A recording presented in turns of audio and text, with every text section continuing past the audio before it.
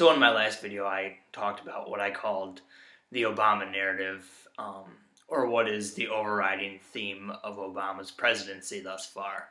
I concluded that as a person and a politician, he wants to have things both ways. He wants everyone to be pleased and doesn't want to piss anyone off. Now, I made that video prior to his announcement of support for gay marriage. In fact, I put his wishy-washy evolving position as my best piece of evidence in favor of my narrative. However, I still hold that this doesn't debunk it. In fact, I would argue that it proves it. First of all, consider the way he framed his support. At a certain point, I've just concluded that for me personally, it is important for me to go ahead and affirm that I think same-sex couples should be able to get married. So he said he personally changed his mind, which to me means he has absolutely no intentions of instituting his views into law or changing anything. Also, he still believes in the Federalist approach, in which he thinks the state should be in charge of whether or not people should be able to get married. He is in favor of a federal constitutional amendment against same-sex marriage. That's one of the reasons President Obama told Robin Roberts about why he was talking about this, is because his opponent believed in making this a federal issue, and he said that the president said that he did not. He thought this was a state-by-state issue. Now, this was his position before he supported it, and is still his position since after. In other words, nothing's changed in his approach. Also, I think the Federalist approach to social issues is morally incoherent, and most people are aware of that. It's completely absurd that the state should be able to take away someone's basic rights, and I think that the civil rights movement shows that the best. Also, it shows the unmistakable sign of timidity. If you recall, this was similar to John McCain's position on abortion in 2008, where he said that the state should be in charge of it. This gained him the skepticism of a lot of pro-life people, as it should have. Also, this decision was clearly driven by politics, by which I'm not necessarily referring to Joe Biden's endorsement on Meet the Press, but the fact that the political climate was turning against him. People were beginning to recognize the absurdity of his evolving position. In his attempts to please everyone, he invariably pleased no one, and I think his change had more to do with the fact that people realized how ridiculous his position was in the first place. While I am happy that the president came out for gay marriage, I think we have to call this what it is, which is a tepid endorsement.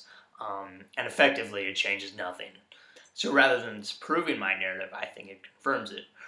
He's showing his support for gay marriage, but he's trying to avoid any political fallout whatsoever. And while I think my narrative is accurate in principle, there's something I have to add to it. There's another prevalent theme to Obama's presidency, and it's best summed up in this quotation from a colleague of Obama's while he was the president of the Harvard Law Review. He was more open-minded and would listen to the conservatives and would value and accept their contributions in a way that some of the other candidates would not. He ended up upsetting many more of his colleagues on the far left than those of us who were on the right. This other theme, that he tries harder to please Republicans and gives progressives a shaft, is not mutually exclusive to my original theme. In fact, I would consider it both an expansion and an extrapolation. I believe that this stems from his original desire to have it both ways and to please everyone.